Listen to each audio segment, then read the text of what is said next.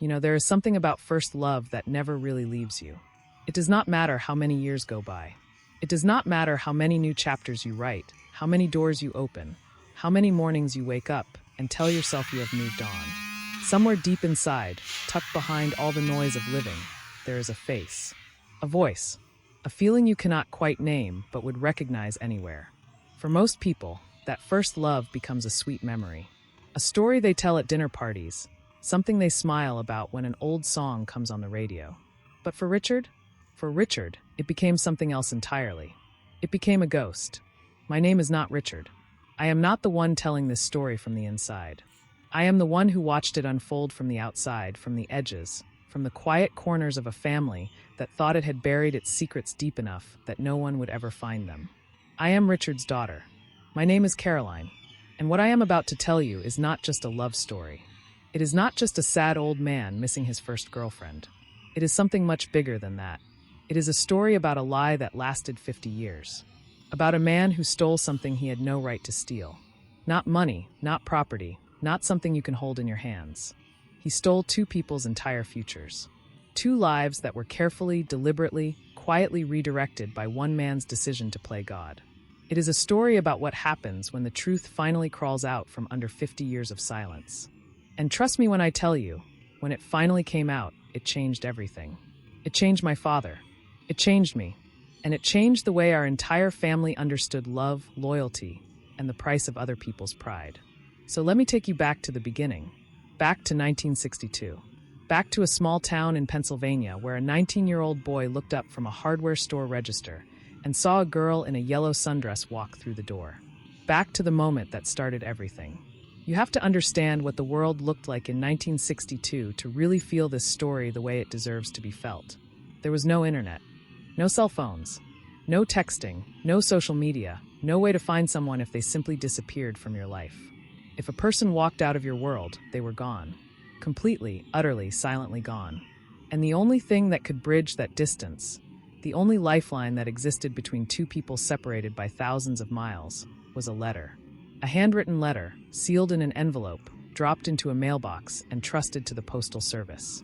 That was it. That was love's only messenger in 1962. And someone in this story understood exactly how powerful that was.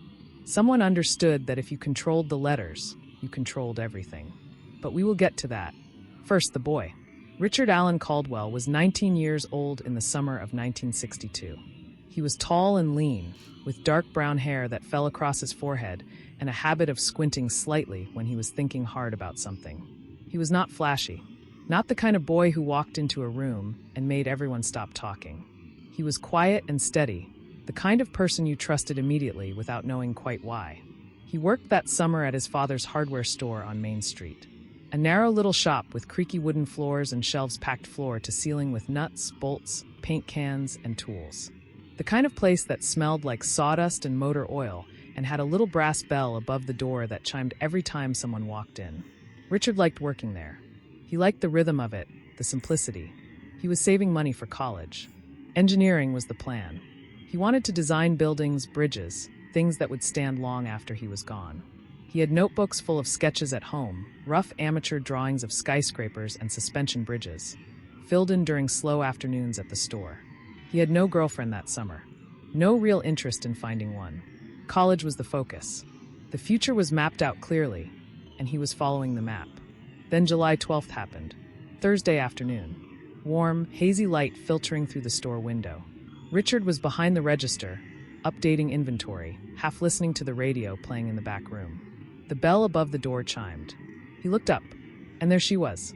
Her name was Evelyn Margaret Shaw. She was 18, just barely, with dark hair cut to her shoulders and eyes so green they almost did not look real. The kind of green you see at the center of a deep forest, that layered, complicated green that shifts when the light changes. She was wearing a yellow sundress with small white flowers on it, and she had a canvas bag over one shoulder that was clearly too full, stuffed with notebooks and paperbacks that threatened to spill out every time she moved. She was looking for paintbrushes. Her family had just moved to town 3 days earlier, and her mother had sent her out to find supplies. Richard found the brushes for her. Spent 15 minutes walking her around the store, pulling things off shelves, explaining the difference between bristle types and handle lengths with far more detail than was probably necessary. He knew, even as he was talking, that he was just finding reasons to keep the conversation going. She listened to every word, asked real questions, not polite ones. When she finally had everything she needed and was getting ready to leave, she looked at him and said, "You are going to be a great engineer someday. You explain things like someone who actually cares." Then she walked out. Richard stood at that register for a full 5 minutes without moving. He told me this story when I was about 15 years old, sitting on the back porch one evening while Mom was inside finishing dinner. He laughed a little when he described standing frozen, staring at the door like it might open again on its own. "I did not even know her last name," he said, "and I already knew something had shifted. I did not fully understand it then. I was 15. I thought it was sweet, but a little dramatic. I understand it now." 2 days after the hardware store, Richard saw her again. The town fair came to Millbrook every summer. A modest affair with carnival rides, food stalls, games, and a Ferris wheel that was slightly older than it probably should have been. The whole town came out for it. 3,000 people in one small space, everyone bumping into everyone they knew. Richard was there with a couple of friends when he spotted the yellow sundress across the fairground. He excused himself and walked over. He told me he had no plan, no practiced opening line. He just walked up to her and said, "Did you find everything you needed for the painting project?" She turned around and laughed, genuinely, surprised that he remembered, and said, "My mother changed her mind and decided to rearrange the furniture instead. So no actual painting happened." They rode the Ferris wheel together, found a stall selling chocolate cake, and shared a slice, leaning against a wooden fence while the colored lights of the fair blinked around them. They talked until the fairground started shutting down, until the lights went out one by one and the crowd thinned, and they were still standing there, still talking. They talked about everything. He told her about engineering, about his sketchbooks, the buildings he imagined, the bridges he wanted to design. She did not change the subject or nod politely. She asked him to describe them in detail. She listened like every word was something she intended to remember. She told him she wanted to be a writer. She carried a small notebook everywhere, not for schoolwork but for herself. Observations, she called them. Little moments she noticed during the day that seemed worth keeping. The way an elderly man at the grocery store straightened his tie before entering, even though there was no one inside to impress. The way the light hit the river at 5:47 in the evening and turned it briefly copper. "Most people walk through the world without really seeing it," she told him that night. "I want to see all of it." Richard said he walked home from that fair at 11 o'clock feeling like something inside him had been rearranged. For the rest of that summer, they were inseparable. Every day after Richard closed up the hardware store, they met by the river on the east side of town. There was a spot there, tucked under a massive old willow tree whose branches swept all the way down to the water's edge, completely hidden from the road and from the path that other people used. Richard had found it by accident one afternoon and brought Evelyn there the next day. They called it theirs, their spot, their place, their corner of the world where time moved differently. She brought her notebook and read him things she had written. Stories about people in town. Little human observations that made Richard see people he had known his whole life in a completely new way. He brought his sketchbooks. She studied his drawings seriously, asking questions, suggesting details, telling him what she thought was beautiful and what could be stronger. They talked about the future. Big, open, anything is possible future talk, the kind you can only really have when you are 19 and 18 and the whole world is still a blank canvas. After college, they would travel. Europe first. She wanted to walk through Paris and write about every meal she ate. He wanted to see the Eiffel Tower from an engineer's perspective, study the ironwork up close. They would come back to the States, find a city they loved, build a life from scratch. Together. Richard knew, even then, that he was in deeper than was probably wise for a summer romance. But he also said it never felt like a summer romance. It felt like the beginning of something real. He was right. It was the beginning of something. Just not the something he imagined. There is someone else in this story I need to introduce to you now. Because no story about betrayal is complete without the person who chose to betray. His name was Harold Shaw, Evelyn's father. From what Evelyn eventually told me, and yes, I am getting ahead of myself. I know, bear with me, Harold Shaw was a man who had built his entire life around control. He was 51 years old in 1962, a broad-shouldered man with iron-gray hair and eyes that Evelyn described as permanently calculating. He worked in sales, had done well for himself, and moved his family every few years chasing promotions and new opportunities. Ohio to Pennsylvania, Pennsylvania to California, wherever the next step took him. His wife Margaret was quiet and gentle. She had learned long ago that the path of least resistance with Harold was the wisest one. She was not a weak woman. She loved her children fiercely and fought for them in the small ways that were available to her. But she had been worn down by decades in Harold's orbit, and she had learned to pick her battles very carefully. They had 3 children. Evelyn was the eldest. Harold Shaw had very specific ideas about the kind of life his daughter should have, the kind of man she should end up with. These ideas were not loud or dramatic. Harold was not the kind of man who shouted or made scenes. He was quieter than that, and therefore more dangerous. He simply decided things, and then he quietly arranged for them to happen. He knew about Richard, of course. This was a town of 3,000 people. You could not keep anything private in Millbrook. The whole town watched Richard and Evelyn meet at the fair, saw them walking to the river every evening, noticed that his daughter was spending every spare hour with the boy from the hardware store. Harold made quiet inquiries. The Caldwells were a perfectly decent family. The boy was clearly intelligent, clearly going somewhere. But Harold had already decided where his daughter was going, and it was not here. He said nothing directly, did not forbid Evelyn from seeing Richard, did not make a scene or issue ultimatums. He simply waited, and when the job offer came in from California, a real offer, a good promotion that genuinely made sense to take, Harold accepted it without hesitation. He told his family they were moving. In 3 weeks. Evelyn was devastated. She told Richard on August 27th, sitting by the river under the willow tree as the sun went down. She had known for 4 days and had not been able to say it. She had sat with him at that spot for 4 evenings trying to find the words. Richard told me about that evening so many times over the years that I can almost see it myself. The orange light on the water, the sound of the current. Evelyn sitting with her knees pulled up to her chest, staring at the river instead of at him. When she finally said it, "My father got a job offer. We are moving to California in 3 days." Richard said the world just stopped. He told her they would make it work.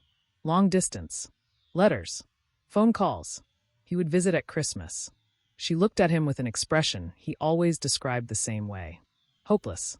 Like she had already looked at every possible angle and found no way through. "Richard," she said, "I cannot ask you to wait for me. Your whole life is ahead of you." He told her she was not asking. He was choosing. She cried. He held her. They sat under that willow tree until the sky was fully dark and the crickets were loud and the river had gone black. She kissed him, and it lasted a long time. When she pulled back, her eyes were still wet. "I will write to you," she said. "I promise. Every week." "I will be waiting," he said. 3 days later, she was gone. Here is what Richard knew about what happened next. He waited. He checked the mailbox every single day. He woke before his parents, walked down the driveway in the early morning quiet, and opened that metal box. Weeks went by. Then months. Nothing. He told himself stories. She was still settling in. The move had been hectic. She had lost his address. By October, the stories were getting harder to believe. By Christmas, he had to face the only conclusion left standing. She had changed her mind. He tried to find her anyway. Called telephone information for Los Angeles, San Francisco, Sacramento. Wrote letters to the California town she had mentioned. Found nothing. Got nothing back. Eventually, he accepted it. She was gone, and she had chosen to go. Here is what Richard did not know. Here is the part that took 50 years to surface. Evelyn wrote to him every single week. 52 letters in 1 year. Each one carefully addressed to Richard Caldwell at his home address on Birch Street in Millbrook, Pennsylvania. Each one sealed and stamped and dropped into a mailbox in California with her hands and her hope. She wrote about everything. About how much she hated California. How cold and impersonal Los Angeles felt after the warmth of a small town where everyone knew your name. About her new school, where she felt invisible and out of place. About sitting by the ocean and trying to imagine she was by the river back home, under the willow tree. She wrote about missing him. Plainly and honestly, the way she wrote everything, without dressing it up or performing it. She wrote about the future they had planned and how she was holding on to it with both hands. Every day, she checked the mail for his reply. Every day, nothing. She kept writing. She had promised. She kept writing until she was 19, then 20. Kept writing until the silence became impossible to explain away. By the time she was 21, she had arrived at the same conclusion Richard had reached 2 years earlier. He had moved on. He had chosen not to write back. He had let her go. She stopped. 52 letters. 52 pieces of Evelyn's heart, addressed and stamped and sent across the country to a boy who was waiting desperately to hear from her. 52 letters that never arrived. Because Harold Shaw intercepted every single one of them. We did not know this until Richard was 82 years old and the truth finally came into the light. We did not know it for 50 years. And the question, the one I have asked myself 100 times since we found out, is this. How does a man do that?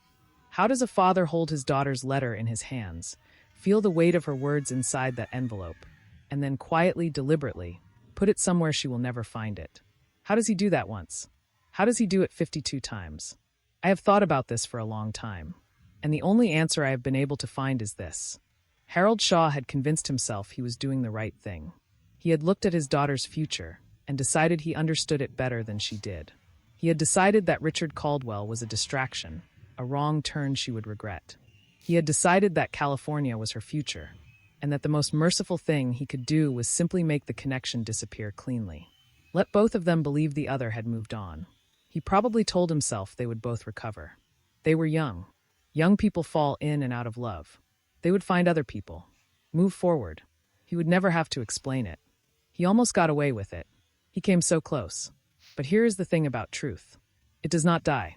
It does not disappear just because you bury it. It just goes quiet for a while. Waits. And when it finally comes back up, when it finally claws its way to the surface, it does not come back small. It comes back with 50 years of interest. Richard went to college in September of 1963, carrying that unanswered question with him like a stone in his pocket. He was a good student, brilliant when he applied himself, and engineering came naturally to him. He made friends, found professors he respected, buried himself in coursework when the ache got too loud.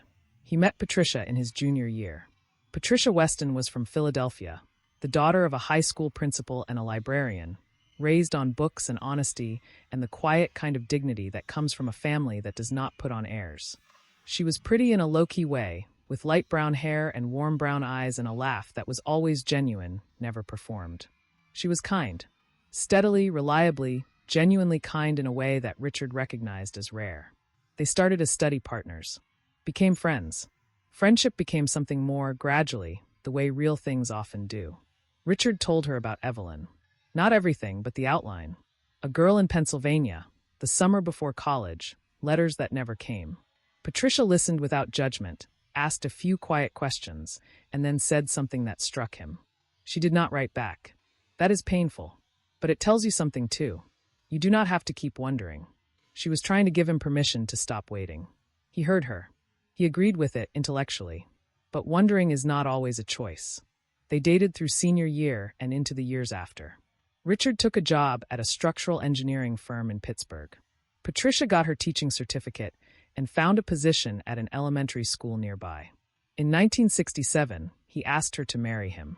She said yes without hesitation. And Richard meant it. He meant every word of the vow, wanted every part of the life they were building. He loved Patricia. I know this because I grew up watching it. Watching him bring her coffee before she asked. Watching him sit beside her bed every night for 3 weeks when she had a bad back and could not sleep without someone nearby. Watching him hold her hand in the grocery store 30 years into the marriage, absent-mindedly, like breathing. He loved her. But Evelyn was still there.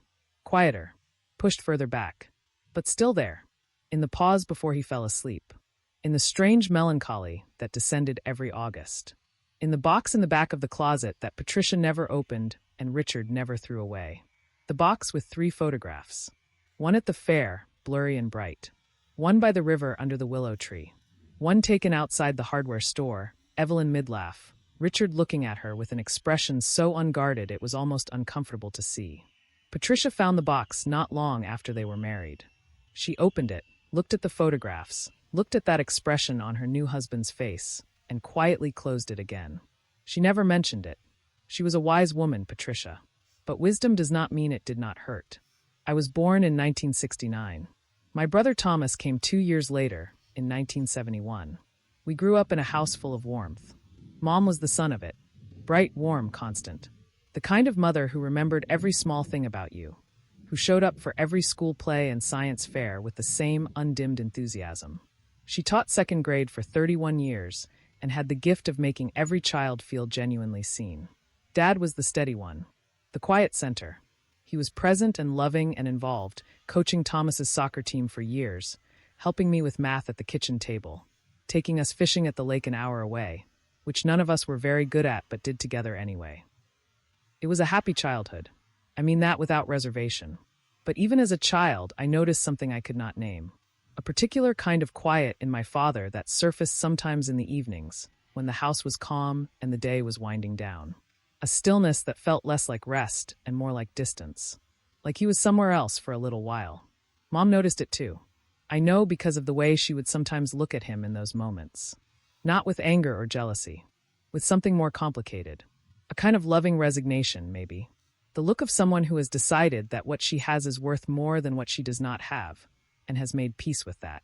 Mostly, the summer I turned 15, Dad told me about Evelyn for the first time. It was a July evening, just the two of us on the back porch. Mom was inside. Thomas was at a friend's house. We were watching the yard go golden. I asked something about whether he had ever lived anywhere besides Pittsburgh, which led to Millbrook, which led to the hardware store, and then, before he seemed to fully decide to tell me, he told me about her. Not everything, just the outline. The yellow sundress, the summer, the fair, the willow tree. The plans they made. The move to California. The letters that never came. He did not dramatize it. He told it quietly, like he was recounting something that had happened to someone else. But his voice changed slightly when he described standing frozen at the register, and again when he talked about checking the mailbox before his parents woke up. When he finished, there was a long silence. "Do you still think about her?" I asked. He looked at me with that expression I had seen before. The one that looked like he was coming back from somewhere far away. "Sometimes," he said. "It is just an old question I never got the answer to." A moment later, Mom called us in for dinner. We went inside, and we did not talk about it again for years. But I did not forget it. I filed it away carefully, the way you file things you do not fully understand yet, but sense are important. And years later, when the truth finally surfaced, that porch conversation was one of the first things I thought about. My mother was not a woman who spoke her pain out loud. This was not weakness. Patricia Caldwell was one of the strongest people I have ever known, and the source of that strength was her ability to hold difficult things without letting them damage the people around her. She chose, every single day, to love my father fully, knowing that some part of him lived in a place she could not reach. She made that choice once, early in the marriage, and made it again every day after that, quietly, without fanfare. I understand this now, and it breaks my heart in a specific way. That way your heart breaks when you realize someone you loved was carrying something heavy for decades, and you did not see it, could not help, did not even think to ask. She carried it for 43 years, all the way to the hospice. Mom was diagnosed with pancreatic cancer in 2008. By the time they found it, it was stage 3. The doctors spoke carefully and honestly. We hoped. We prayed. We sat in waiting rooms and held each other and bargained with the universe. By 2010, she was in hospice care. Thomas and I arranged our lives around her final weeks, trading off shifts, making sure someone who loved her was always in the room. But there were nights when it was just her and Dad.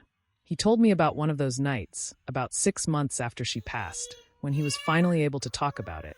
We were sitting at her kitchen table, still her kitchen to both of us, and he told me in the same quiet way he had always told me important things. He said she had been in and out of the restless sleep the morphine brought, and he had been sitting in the chair beside her bed holding her hand. Around midnight, she woke up more clearly than she had in days. Alert, present, her eyes fully focused on his face. She said his name. He leaned in. She said, "Richard, I hope you find her. I hope you get your answer." He said he did not understand at first. Then she said, "That girl from Pennsylvania. The one you think about when you think I am not looking." He started to deny it. Old reflex. She stopped him. Her hand squeezed his. "It is okay. I have known for years. You have been searching for her your whole life, even when you were with me." He told me that sentence broke something in him that never fully healed. Because she was right, and she knew it, and he knew it, and they were sitting with that truth in a hospice room at midnight with the time running out between them. "I had a good life with you," she said. "But there was always a part of you I could not reach." She looked at him steadily, this woman who had loved him for 43 years with her whole heart, and she said, "Promise me you will stop living in the past after I am gone." He promised. He meant it, and then he did not keep it. She died 6 weeks later on a Tuesday morning in March, with her hand in his and Thomas, and me on either side of her. We buried her in the cemetery 2 miles from the house where we had grown up. Spring flowers, because she loved spring. The service was full. 31 years of teaching second grade meant 31 years of children, now grown, who came from across the state to say goodbye to the teacher who had made them feel seen. I cried the whole day. Thomas cried. Dad stood straight and still through all of it, accepting condolences with quiet grace. He cried later, I think, alone in the house that still smelled like her, but not where any of us could see. That was Dad. Fast forward 12 years. It is a Tuesday night in October, 2022. Dad is 82 years old. He lives alone in a smaller house. He has a vegetable garden he tends obsessively and a cat named Henry who tolerates being in the same room. He reads constantly, walks 2 miles every morning, comes to me for Christmas and to Thomas for Thanksgiving. By all external measures, he is fine. I know better. I had convinced him to join Facebook 2 months earlier, arguing it was the easiest way to stay connected with the grandkids. He had joined reluctantly, posted nothing, and used it exclusively to look at pictures of my children and Thomas's children. Until Tuesday night. He called me at 7 the next morning. I was in my robe, drinking my first coffee, half awake. "Caroline," he said. Something in his voice made me sit up straight. "Dad, what is wrong?" A long pause. "Nothing is wrong," he said slowly, choosing every word carefully. "I could not sleep last night. I was on that Facebook. There is a thing it does. It suggests people you might know." I waited. "I saw her," he said. I did not need to ask who. He told me everything over the phone that morning. I sat at my kitchen table with my coffee going cold and listened to every word. He had been scrolling through the suggestions, half asleep, barely paying attention. And then there she was. A face he had looked at in photographs so many times that 50 years of aging could not hide it from him. Her profile picture showed gray hair worn short and neat, reading glasses pushed up on her forehead, a slight smile. She was listed as living in Harrisburg, Pennsylvania. Harrisburg, 2 hours from where he had spent the last 30 years of his life.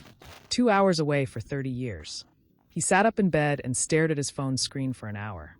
He went back and forth so many times his head was spinning. What would he say? What was the point at 82? He had promised Patricia.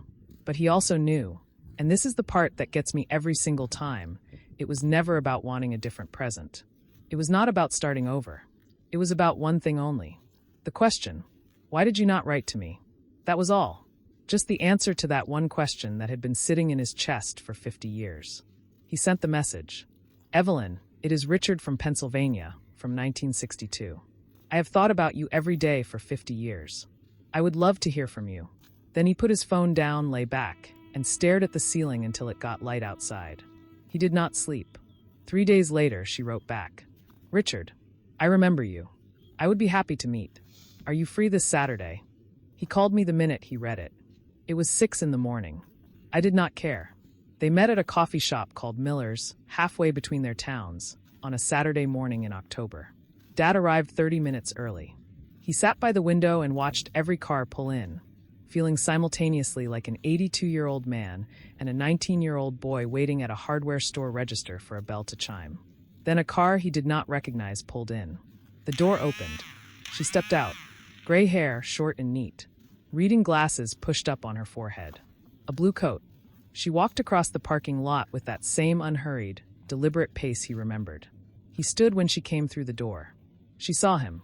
There was a moment, and he described it carefully, trying to get it exactly right. They just looked at each other from across the room. Not dramatic. Quiet. Searching.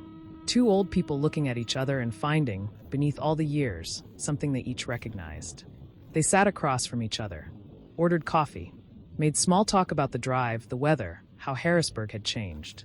And then Dad put his cup down and asked the question. "Evelyn, why did you not write to me?" She looked down at her coffee. A long silence. When she looked up, he saw it. The mirror image of his own pain. right there on her face after 50 years. "Richard," she said quietly. "I did." The floor fell away. "I wrote to you every week for a year. 52 letters. You never responded. So I stopped." He told me he could barely hear his own voice. "I never got them. Not a single one." They sat in silence. Then the words started coming, slowly at first, and then all at once, like something had finally cracked open. She told him everything she had written about. California, how much she had hated it, how lonely it felt. The ocean she would sit beside and imagine it was the river. The letters she kept sending even when weeks went by with no response. He told her about the mailbox. About the cold October mornings, the empty box, the stories he told himself to keep hoping. They pieced it together between them. Her father, Harold Shaw. She remembered small things she had not fully processed at the time. The way Harold had described Richard as a nice enough small-town boy, in a tone that made it sound like a limitation.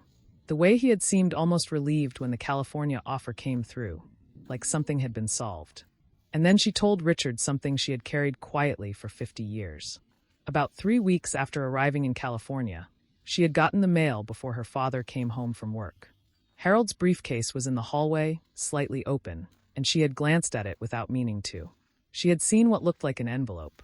White, handwritten address. She had told herself it was his work correspondence. Told herself she was imagining things. Walked upstairs without looking more closely. She had never let herself think about it again. Until now. Sitting across from Richard in that quiet corner booth, looking at the man who had been waiting 50 years for the letters she had faithfully sent every single week, she finally let herself think about it all the way to the end. And there was only one explanation left. Her father had taken them. Every single one. All 52. He had controlled the mail. He had let his daughter believe Richard did not love her, and let Richard believe Evelyn had moved on without a second thought.